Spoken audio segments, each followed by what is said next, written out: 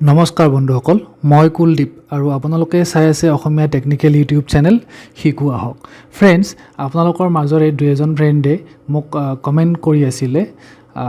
বহুতে খুদি আছিল যে অসমীয়া লিখিবৰ কাৰণে আমি উইনলিপি বা ৰামধেনু বা তেনেকুৱা কিছুমান সফটওয়্যাৰ আমি ব্যৱহাৰ কৰোঁ ঠিক তেনেকৈ উইনলিপি সফটওয়্যাৰটো হৈছে এটা ফ্ৰী সফটওয়্যাৰ হেতু মই বহুত দিন আগতে আপোনাক দি থৈ দিছিলোঁ আৰু বহুতে এই ভিডিঅ'টোৰ পৰা আৰু সেই সফটওয়্যাৰটোৰ পৰা উপকৃত হৈছে আৰু বহুতে এতিয়া মোক কমেন্ট কৰি আছে যে ঠিক উইনলিপিৰ দৰে ফ্ৰীতে আমি হিন্দী লিখিব পৰা কিবা সফটওয়্যাৰ বা কম্পিউটাৰত কিবা বাই ডিফল্ট কিবা তেনেকুৱা সিস্টেম কৰি আমি হিন্দীটো ফ্ৰীতে লিখিব পাৰিম নেকি তেনেকুৱা ধৰণৰ কমেন্ট মোৰ তাত আহি আছিল গতিকে সেই কমেন্টবিলাকৰ ওপৰত লক্ষ্য কৰিয়ে মই আপোনালোকৰ বাবে এটা ভিডিঅ' লৈ আহিছোঁ তাতে আজি মই আপোনাক দেখুৱাই দিম কেনেকৈ হিন্দী লিখিব পাৰি এতিয়া চাওক কম্পিউটাৰৰ বাই ডিফল্ট ল্যাঙ্গুৱেজ ইয়াতে কি আছে চাওক আপোনাৰ ইয়াতে আপোনাৰ অসমীয়া ইংলিছ এনেকৈ কিবা কিবি আছে মই অলৰেডি ইনষ্টল কৰি থৈছোঁ কিন্তু এতিয়া আপোনাক মই নতুনকৈ দেখাই আছোঁ হিন্দীটো কেনেকৈ কৰিব ইয়াতে এড ল্যাঙ্গুৱেজ বুলি এটা অপচন পাব এড ল্যাঙ্গুৱেজত গৈ ইয়াতে চাওক বিভিন্ন ধৰণৰ ৱৰ্ল্ডৰ যিবিলাক স্বীকৃতি পোৱা ল্যাঙ্গুৱেজ আছে ইয়াত আছে গতিকে আমাৰ হিন্দী ভাষাটো স্বীকৃতি পাই আছে কম্পিউটাৰত এতিয়া হিন্দী ভাষাটো উপলব্ধ গতিকে হিন্দীটো আপুনি এড কৰিবৰ কাৰণে ইয়াতে আপুনি লিখি দিয়ক হিন্দী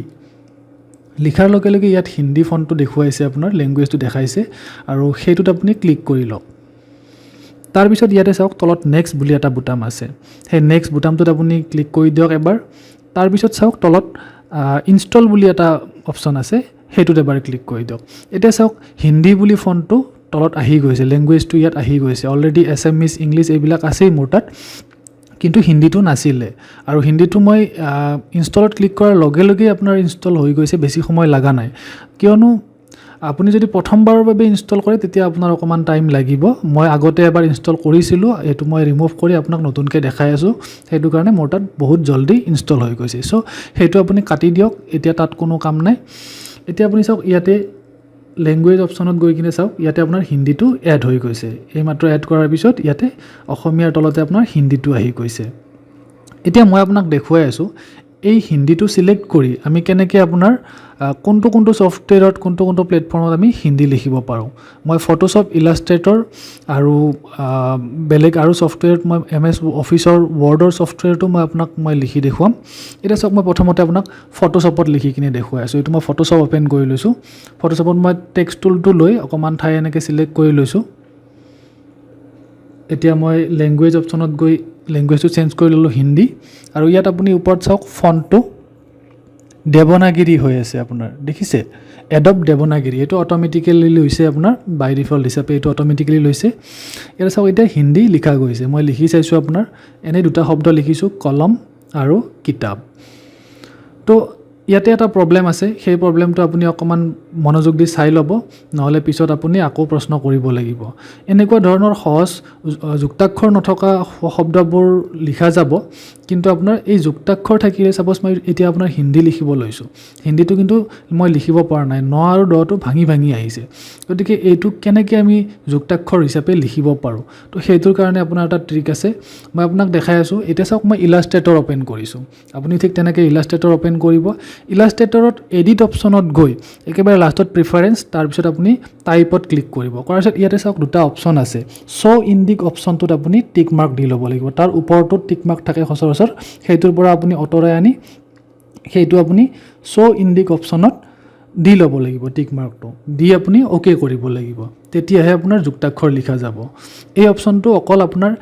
ইলাষ্ট্ৰেটৰতহে আছে ফটোশ্বপত এই অপচনটো নাই গতিকে আপুনি ইলাষ্ট্ৰেটৰত প্ৰথমতে আপুনি তেনেকৈ যুক্তাক্ষৰ এটা শব্দ লিখি লওক এয়া চাওক মই লিখিছোঁ ইয়াতে হিন্দী খুব সুন্দৰকৈ লিখা গৈছে যুক্তাক্ষৰটো এতিয়া আপুনি কি কৰিব লাগিব এটো কপি কৰি লওক ইয়াৰ পৰা কপি কৰিলোঁ মই কপি কৰি এতিয়া মই আকৌ আহিলোঁ ফটোশ্বপত এতিয়া ফটোশ্বপত মই অকমান ঠাই এনেকৈ সিলেক্ট কৰি লৈছোঁ বা আগৰ লিখা আখৰখিনিৰ ওপৰতে মই এটো পেষ্ট কৰি দিলোঁ এয়া চাওক মই ইয়াতে পেষ্ট কৰি দিলোঁ পেষ্ট কৰি দি মই তাৰ ওপৰত ৰিৰাইট কৰি কৈছোঁ এতিয়া চাওক ফটোশ্বপত যদিও সেই অপশ্যনটো নাই, ইলাষ্ট্ৰেটৰৰ পৰা আখৰটো অনাৰ লগে লগে সি ভিতৰি কিবা এটা ফাংচন ক্ৰিয়েট কৰি সেইটো লৈ লৈছে অট'মেটিকেলি। গতিকে সেইটো আমি ফাংচনত যিহেতু বিচাৰি পোৱা নাই ইয়াত, ইলাষ্ট্ৰেটৰৰ পৰা কপি কৰি ইয়াত পেষ্ট কৰি দিয়াৰ লগে লগে এতিয়া চব ইয়াতে লিখা গৈছে। মই অলপ লিখি দেখাইছোঁ আপোনাক। হিন্দী টাইপিং करना बहुत ही आसान है, इसके लिए कोई सॉफ्टवेयर का ज़रूरत नहीं है।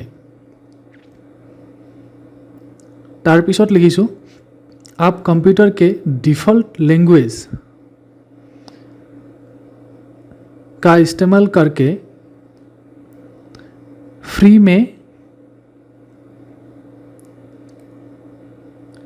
हिंदी लिख सकते हैं। धन्यवाद। ঠিক এনেধৰণে আপুনি বহুত সহজতে হিন্দী লিখিব পাৰিব। এতিয়া চাওক, মই মাইক্ৰ'ছফ্ট ৱৰ্ডত দেখুৱাইছোঁ আপোনাক। সেই আখৰখিনিকে মই মাইক্ৰ'ছফ্ট ৱৰ্ডত পেষ্ট কৰি লৈছোঁ আৰু তাৰ ওপৰত মই ৰিৰাইট কৰি আপোনাক দেখাইছোঁ। চাওক दोस्तों, हिंदी लिखना अब हो गया है बहुत ही आसान,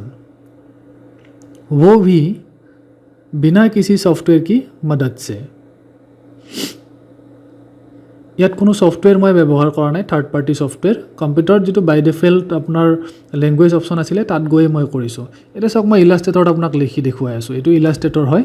ইলাষ্ট্ৰেটৰত লিখি দেখাইছোঁ, হিন্দী লিখো আসান হে। আপুনি ইলাষ্ট্ৰেটৰ হওক, ৱৰ্ড হওক, পাৱাৰ পইণ্ট হওক, চবতে লিখিব পাৰিব তেনেকৈ। কিন্তু আপোনাৰ এই ইলাষ্ট্ৰেটৰত এই অপশ্যনটো আপুনি চিলেক্ট কৰি ল'বলৈ নাপাহৰিব, নহ'লে আপোনাৰ লিখা নাযাব। আৰু এটা কথা মনত ৰাখিবলগীয়া কথা আছে, সেইটো হৈছে আপোনাৰ ফণ্ট যিবিলাক মই ইউজ কৰিছোঁ, সেই ফণ্টবিলাক আপোনাৰ ইউনিকোড ফণ্ট হয়। আপোনাৰ মনত আৰু এটা কুৱেশ্যন আহিব,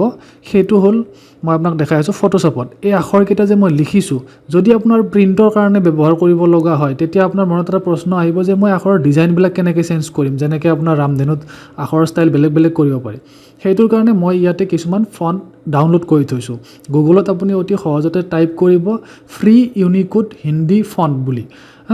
তো সেই ইউনিকোড ফণ্টটোহে আপোনাৰ ইয়াত ছাপোৰ্ট কৰিব। তো মই অলৰেডি ডাউনলোড কেইটামান কৰি থৈছোঁ, মই আপোনাক চেঞ্জ কৰি আপোনাক এতিয়াই দেখাই আছোঁ। এই আখৰখিনি মই চিলেক্ট কৰি লৈছোঁ আৰু ইয়াতে মই মোডক বুলি কিনে এটা ফণ্ট আছে, এইটো এটা টোটেলি বল্ড ফণ্ট হয়। তো এই মোডক ফণ্টটো মই ইয়াতে ইউজ কৰিম। এতিয়া লিখি দিলোঁ মই মোডক বুলি, মোডক ৰেগুলাৰ। তো চাওক, এই ফণ্টটো দিয়াৰ লগে লগে সি অতি সহজতে ফণ্টটো চেঞ্জ হৈ গৈছে। তেনেকৈ আপুনি বেলেগ বেলেগ বহুত ধৰণৰ ফণ্ট ইউজ কৰিব পাৰিব। আশা কৰোঁ ভিডিঅ'টি বুজি পালে। কিবা যদি অসুবিধা ওলায় মোক নিশ্চয় কমেণ্ট কৰিব, মই আপোনাক ভালদৰে বুজাই দিম। Thank U.